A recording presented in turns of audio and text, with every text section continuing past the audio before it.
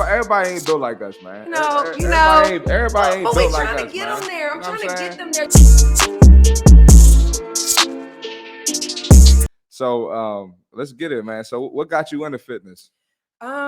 Well, I would definitely say that I used to work in mental health. So before I even started training, doing one-on-one training and all that, I worked in mental health. Burnt out. The first thing they'll tell you when you work in mental health is that you will get burnt out quick. So you have to have some form of an outlet. So I just started going to the gym. I will say I started out like most women on cardio machines.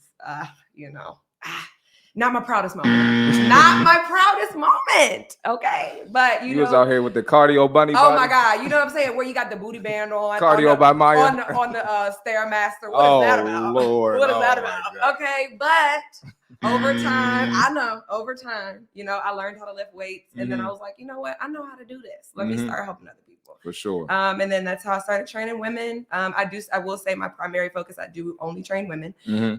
Help them learn how to properly train their muscles for their body goals, get them off of those cardio machines. And yeah, I just went from there. For sure. So did you play any sports? Did something get you disciplined? You know how'd you develop your discipline? What is wild? No. Really? No. I know. And I know most trainers, they started out, they were athletes as they were children and everything like that. I played tennis.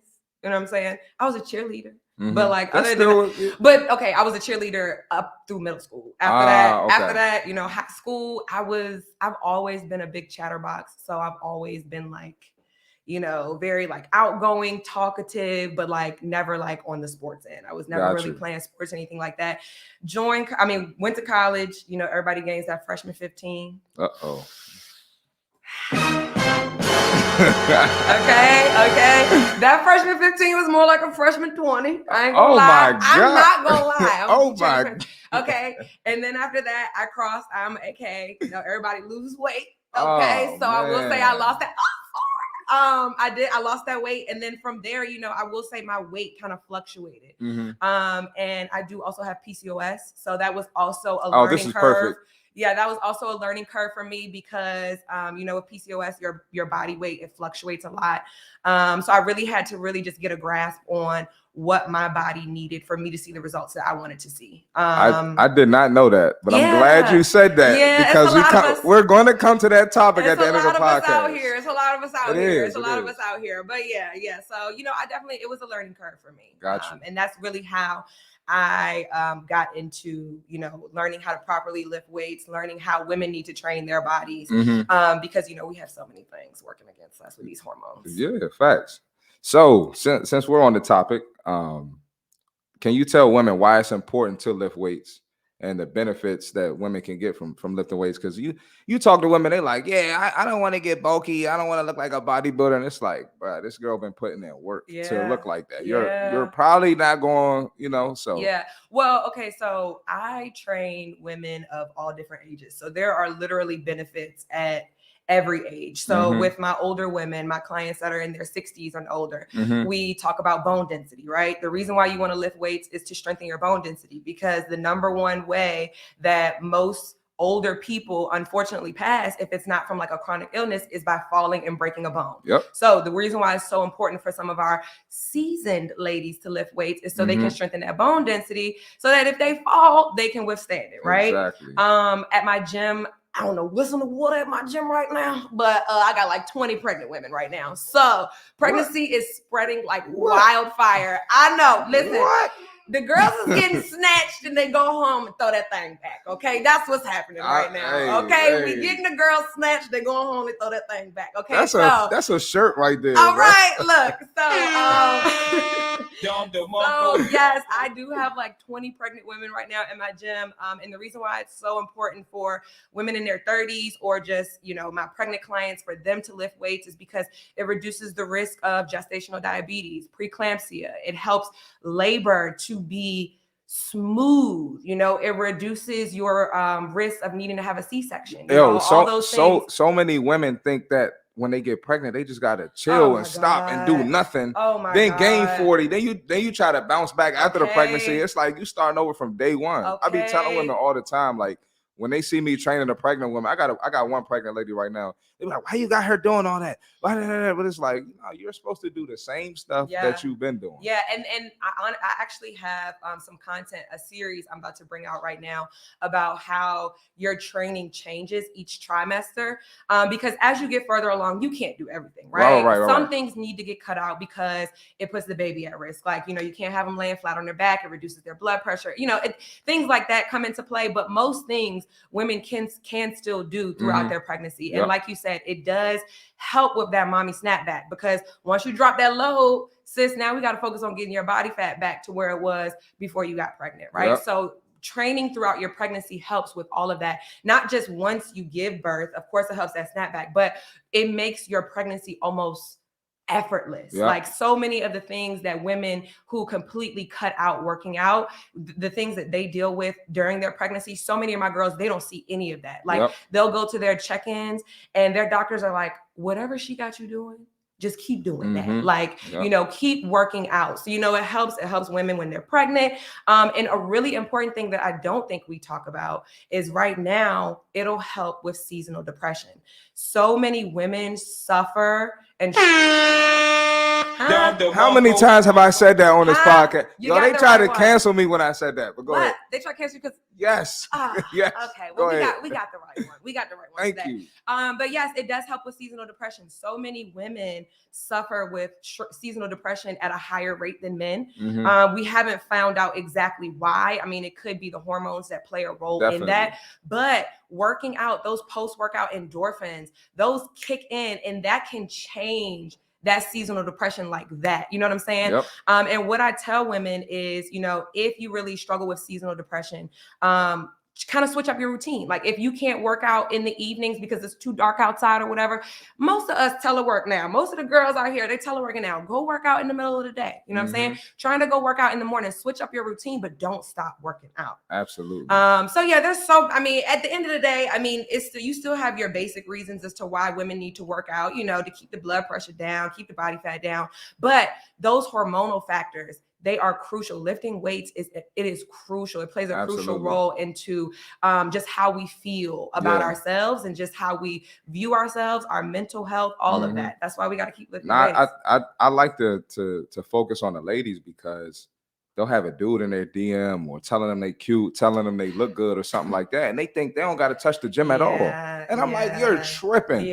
What is wrong with you? Like, but the thing is like, and I have had a lot of my clients say, like, I still been pulling with the body I got now, but it's about, but also in the same breath. Well, I don't know if it's that much cap, because at the end of the day, gonna holler at whatever. That is true. Okay, let's be real. Dudes gonna do what they do. Let's be real. But on the other side of that, it's about how you feel about yourself, because it's like, yeah, you still pulling. Cool. They don't even like what they. But one, you don't like what you're pulling. You don't like the kind of men that you are pulling. And two, when you look at yourself in the mirror, how do you feel about yourself? You know what I'm saying? Because at the end of the day, I'm all about self-love. Right. I'm all about self-love, but it's about how you really view yourself. Because if you standing in the mirror and you picking apart every part of your body, then you really not happy with the way you look. So let's fix that. Let's fix that. So many benefits. I could go on all day. Facts. And they got to understand you got to play the long game when it comes to lifting weights. It's not going to be some 1 month program, three month program, 90 days, 2 weeks. It's not going to be that. You playing the long game. You ain't take 2 months to put the fat on. It's going to take more than 2 months to take it off. And what I think a lot of women also need to realize is, like, as we get older, the things you used to do to get that weight off is not working now, sis. Oh, yeah. Like, we are in our late 20s, our 30s, our early 40s. You cutting out all your carbs for 2 weeks and losing 10 pounds does not work now. Facts. Okay. You have to continually lift those weights and focus on keeping your body fat at bay, so that, when you get to be 35, it don't. We could go on all day about this. We can go on all day because I'm with it. Because you can't. Go ahead. Yeah, I think that, and that's where a lot of women end up getting discouraged, because, they would say, back in the day, I just had a client tell me, before I had my 2 kids, I could do keto and I could get my weight off before a trip. Listen, is this camera on me? Is this camera on me? Y'all can't do the same thing y'all did back in the day and get the weight off. All right. You 5-10% body fat heavier than what you were before. You can't go to brunch every weekend. You got to cut out the alcohol. You got to cut out the fried foods. You got to cut out the sweets. Right. We're eating to fuel our body. So if you're putting regular gasoline in your premium car that needs premium fluid, it's not going to work. Also, girls' night just can't be the same as it was when we were 22, 23, 24, 25. Like, you know, we can't get belligerent drunk with our girls and then the next day act like everything. Sis, you're hungover and it does not feel good. But what if they eat a salad at wine night? Well, okay, let's talk about wine night. Let's talk about how much sugar is in wine night. Let's talk about how long it really takes your body to recover from wine night alone. Like Taco Tuesday need to look a little different. We don't need all that sour cream and all that cheese for Taco Tuesday. If a 5-ounce glass of wine has 200 calories, and you know they're not pouring 5 ounces. Okay. They probably pouring 8 ounces. Okay. So that's like 300 calories. Yeah. And you drinking 5 glasses. Right. That's 1,500. Not to mention the food, the snacks they eating. So it's just different. And the way I try to like rationalize it to the members of my gym is you put in all this hard work, like, because my workouts ain't no hoe. You know what I'm saying? Like, and I tell people all that y'all are coming in here, y'all are deadlifting heavy, y'all are squatting heavy, y'all are bench pressing heavy. You know that you just put your body through all of that for the last hour. And then you think that the way to reward that is by putting 1,000 calories worth of bad food in your body. How is that a reward? Instead, let's change your mindset. I just put in all that work. Let me not mess up that work. Yep. Let me actually go eat what's on my meal plan. But they worked hard, so they deserve the bullshit food. Yeah. And see, this is why, and I think with fitness culture too, we have to kind of take a different approach at nutrition. So like when I make meal plans, I like to ask people, what are some of the things that you like to eat in your meal plan? Because I do feel like it's all about balance. I don't want you hating what you eat every single day. Yep. You know what I'm saying? So I can find ways to put things that you like eating in your meal plan. If you like eating tacos, I'm gonna put a taco in your meal plan, but it's not gonna be a whole lot of cheese in there. It's not gonna be sour cream. You're gonna get the meat, you're gonna get the corn, you're gonna get the onions and the peppers, and then you're gonna get a little bit of salsa. But you need to learn to start liking your tacos that way. Exactly. You know what I'm saying? Like, we don't need, what is them tacos where they dip it in the sauce and all that? Oh, the burrito taco. Oh, no, ain't no burrito tacos. We don't need the burrito tacos. I'm not putting the burrito tacos in the meal plan. You better burrito your ass to the treadmill. Right, we not doing that. Burrito your ass to that Stairmaster. We're not about to do all that, but I can put the turkey burger in your meal plan. Yeah. But it's all in your mindset. It's all in how you look at what you're eating. And this is what I can't stand too. Like, so you'll give them a meal plan, you'll give them options. It's like you have more than enough options. Mm-hmm. If you don't like nothing on there and you have to have crackers, chips, cookies, cake, where's the sweets? No sweet. That's not the type of balance we're talking about. No, absolutely. Your balance has to be within a structure. Right. It has to be within the plan. Right. I'm going to make you a macro-friendly meal plan that's going to have things that you enjoy eating, but every single meal is not going to feel like, you going to Wendy's and getting some chicken nuggets. Yeah, and that's what I tell my clients. I'm like, we're not eating for pleasure. Right. We're not eating to feel good. We're not eating for dopamine. We're not eating to cope. Value. Exactly. We're eating to fuel our body. Like, that's what our bodies need. Our bodies need protein. Our bodies need fats. Our bodies need carbs. You skipping out on carbs and wondering why you can't lift no weight at the gym. You skipping out on carbs and wondering why you ain't got no energy at work. You ain't got no energy for the kids. You feeling tired all the time. Our body needs those nutrients. And I think it's important for people to understand. And I think that as people start to mature in the gym, they realize that, like, I'm not just working out to look good. I'm working out for these other benefits. Mm-hmm. I'm working out to have more energy at work.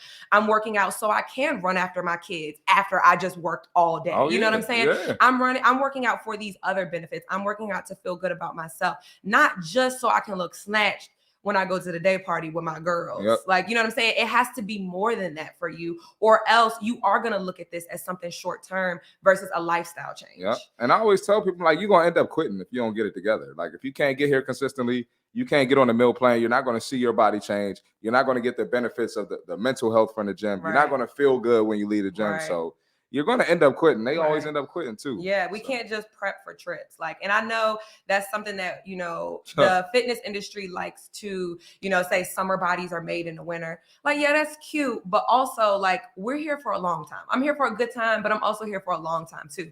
My body that I'm working on right now is so that I don't need help carrying groceries up the stairs when I'm in my 70s. Yep. So that I can, you know, walk around and chase my grandkids. I'm not sitting on the couch because grandma can't play with you. You know what I'm saying? Yeah. Because at that point, we got to start working out for quality of life. Exactly. Not just for the short-term benefits and looking snatched on the beach. I'm glad everybody ain't built like us, man. No, everybody ain't built like us, man. I'm trying to get them there. I'm trying to get them there.